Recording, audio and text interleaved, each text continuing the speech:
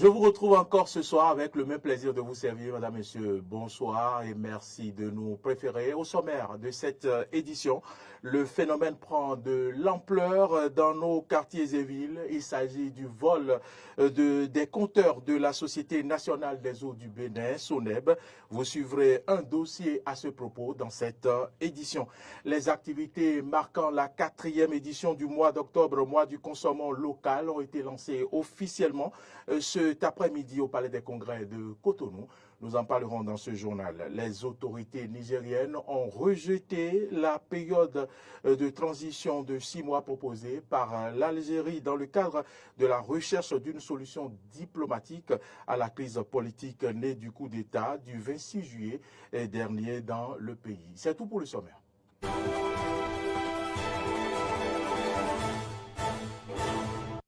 Merci de nous préférer et bienvenue dans ce journal. Comme je l'annonçais en titre, les activités marquant la 4e édition du mois d'octobre, mois du consommant local, ont été officiellement lancées cet après-midi au Palais des Congrès de Cotonou. Une initiative qui consacre le mois d'octobre à l'intensification des actions de promotion de la consommation des produits locaux des pays membres de l'UMOA. Cette 4e édition, placée sous le haut patronage du chef de l'État, Patrice Talon, a eu pour thème « Quelle stratégie pour stimuler la consommation des biens et services locaux dans l'espace UMOA ?» Nous y reviendrons plus en détail dans nos prochaines éditions avec Carole Olaï. La commission électorale nationale autonome, Sénat, organise depuis hier dans ses locaux des journées portes ouvertes pour cette 2e journée de la première édition de l'événement. Les professionnels, j'allais dire des médias, ont été donc les hôtes de l'institution chargés d'organiser les élections au Bénin. Suivez ce compte rendu de Clémence Tonoukoua. L'organisation de ces journées portes ouvertes s'inscrit dans un processus visant à mieux rapprocher l'institution de l'ensemble des parties prenantes au processus électoral ainsi que de la population béninoise. Pour ce 2e jour, les professionnels des médias étaient à l'honneur. Dans son mot introductif, le président de la Sénat est revenu sur l'importance du rôle des médias dans un processus électoral. Les médias que vous êtes, vous jouez un rôle essentiel dans une démocratie.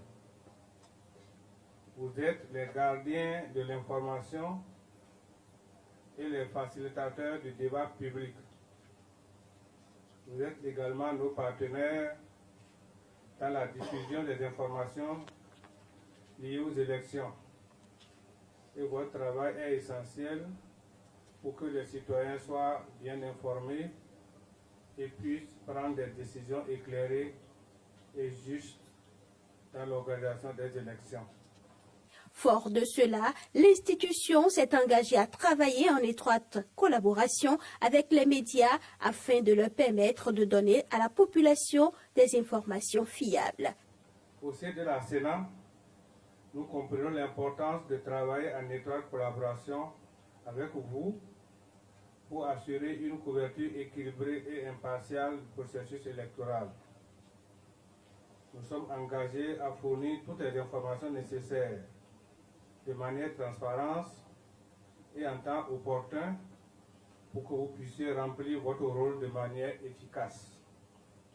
Pendant ces journées portes ouvertes, nous avons l'opportunité de vous montrer comment fonctionne la Sénat, comment nous préparons et organisons les élections, et comment nous garantissons leur transparence et leur équité. À cet effet, plusieurs stands sont ouverts. Ils renseignent sur l'organisation et le fonctionnement de la Sénat. Avant la visite de ces différents stands, il a été présenté une communication sur le même thème. Les populations de Sik et Kodi à Cotonou sont confrontées à des actes d'incivisme. Plusieurs concessions se sont vues voler leurs compteurs d'eau, les privant ainsi d'eau courante. L'école primaire publique Saint-Jean III est également victime de ce comportement. Suivez ici ce reportage. L'école primaire publique Saint-Jean 3 au quartier Sikekodi à Cotonou ne dispose pas d'eau courante depuis la rentrée scolaire.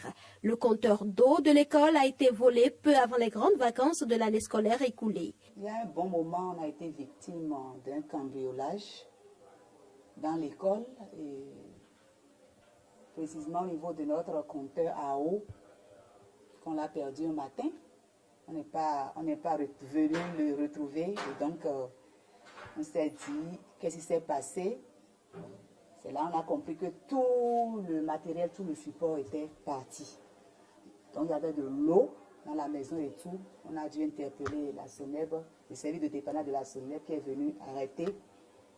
Et on a fait notre déposition au commissariat, le plus proche d'ici également. Et ce n'est pas la première fois, parce qu'avant que le compteur ne soit enlevé, 2-3 semaines à l'avance, ils étaient venus d'abord enlever tout ce qui est robinet dans les toilettes des enfants et du personnel aussi. Donc c'est après 2 semaines de ça là maintenant que nous avons constaté notre compteur qui est parti, qui est volé. Ce cas de vol n'est pas le premier enregistré dans cette école, mais la directrice écarte toute hypothèse de sabotage et parle plutôt de l'incivisme. Dans la période où mon compteur était volé, le voisin d'à côté, il a été victime également. Lui, à son niveau, même c'est 3 compteurs dans la maison et tout était parti la même nuit. Et donc, c'est un truc qui est vraiment récurrent et très fréquent dans la zone d'ailleurs, parce que ce n'est pas la première fois. Même à temps perdu, sans que nous constations le compteur parti, il y avait déjà dans les classes où ils venaient pour défoncer les armoires, voler les manuels et tout et tout. On a toujours fait les rapports là, tout le temps. Donc, je suis rentrée dans les démarches qu'il faut avec la SONEB. Et le vendredi, la SONEB était venue déjà faire le constat du branchement et tout et tout. Et j'attends le devis cette semaine pour pouvoir m'approvisionner. Consciente de ce que la seule solution à ce problème serait de doter l'école de gardiens, Nardine Taounon, épouse Aweya, appelle au secours les autorités en charge de l'éducation. Je demande aux autorités qui nous suivent en ce moment de bien vouloir doter nos écoles de gardiens. On en a vraiment besoin. Je sais, j'ai foi que le projet existe déjà. Vers la fin de l'année scolaire écoulée, on nous a demandé de faire le point des écoles qui ne disposent pas de gardiens. Donc, on a compris que quelque chose se fera à la rentrée. Et donc, on est toujours là, on attend. En attendant que tout le rentre dans l'ordre, les élèves font la corvée d'eau. L'association béninoise Eau Énergie ABE a réagi face à ce phénomène de vol de compteurs de la SONEB dans les quartiers et villes du Bénin. Et c'est le professeur de mathématiques Antoine Maounan Lacoussan, secrétaire du comité des experts de ABE, qui s'est prononcé au micro bien sûr et d'NTV Diaspora FM. Et ce phénomène de vol des compteurs devient de plus en plus récurrent. Nous avons tenté à plusieurs reprises nous-mêmes nos enquêtes. Nous avons ciblé des endroits où le vol est bien concentré. Et nous avons découvert qu'en réalité, c'est beaucoup plus ceux qui viennent installer les compteurs, ceux qui viennent travailler pour le compte de la SONEB, c'est eux d'abord les premiers soupçonnés dans ce cas de vol. Ça dit, vous avez aujourd'hui la SONEB a des prestataires externes qui partent dans les maisons pour les coupures. On ne sait pas pourquoi, en temps, c'était les agents de la SONEB même qui le faisaient. On a maintenant confié ce travail-là à des prestataires externes qui doivent partir dans des maisons. Subitement, vous voyez certains dans la rue où ils vous disent que non, ils ne sont plus là, ils sont partis. Vous êtes partis, pourquoi? Ceux-là qui vous avez laissé pendant un moment le paquetage de la maison. Et qui sont habitués peut-être dans certaines maisons, qui reviennent pour dire que c'est pour faire mon tel travail. Mais vous, en toute condition, vous les laissez venir. Pensez qu'ils travaillent. Ils sont venus pour le vol. Et ils ont une manière de voler aujourd'hui. Ils font partie même le compteur sans que l'eau ne passe. Mais vous portez plainte, vous allez à la SBE, à la SONEB, pour porter plainte. On vous dit d'abord que allez vous déclarer, comment on appelle à la police. La responsabilité est bien partagée. D'ailleurs, même à 75%, d'abord, c'est la responsabilité de la SONEB. Quand vous venez poser le compteur, c'est d'abord la SONEB qui définit l'endroit approprié. Quand elle vient chez vous, oui, on peut poser à tel endroit, oui, ça peut être posé dans telle condition. C'est la SONEB qui définit cette condition-là. Vous n'imposez rien. Si la SONEB pose et voit maintenant que dans cette minute, ça peut rester là, personne ne va voler, mais c'est la responsabilité de la SONEB. Si c'est le coup que les gens sont déchargés, mais n'y a-t-il pas pour demander de faire des compteurs sans cuivre? Il doit en avoir. Bon, on continue toujours d'importer pour des compteurs. La SONEB ne fabrique pas les compteurs. C'est des contrats de prestations, bien sûr, avec d'autres importateurs. Ok, si les compteurs doivent venir, mais commander pour des compteurs sans la matière là, qui attire les gens pour qu'ils volent. Cette solution a été prise depuis plusieurs années, pas à BE, mais la SONEB va toujours, comment on dit, une collaboration assez terne avec notre structure. Nous nous efforçons parce que c'est une structure qui défend les droits des consommateurs et en même temps se veut un droit de regard sur l'argent du contribuable. ABE, c'est 530 plateformes de communication. C'est une opportunité que la SONEB peut saisir et changer un peu la donne. Nous appelons alors le DG à revoir un peu sa copie, à changer un peu de politique et comprendre que nous ne sommes pas là pour détruire la SONEB, mais nous sommes là pour faire de la SONEB une grande structure. Autre information dans ce journal, l'honorable Claudine Afiavi-Prudencio, présidente du parti Union démocratique pour un Bénin nouveau, continue ses œuvres caritatives avec le reprofilage des voies des quartiers de Godomé, des Koumbé. Les camions continuent donc de déverser du sable dans les rues de Dekoumbé et c'est Arthur Wendo qui est allé faire la remarque.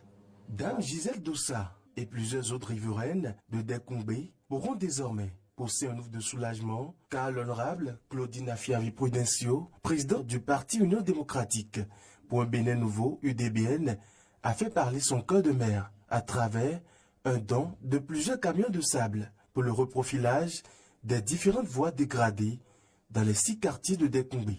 Elle vient ainsi de soulager les peines des riverains. Disons, depuis le samedi, on a constaté qu'il y a un des nôtres qui a été un peu généreux envers nous. Sinon, depuis un certain temps, disons, avant la fin de la rentrée passée, on a vraiment vécu un petit calvaire par ici parce que c'était pratiquement impraticable.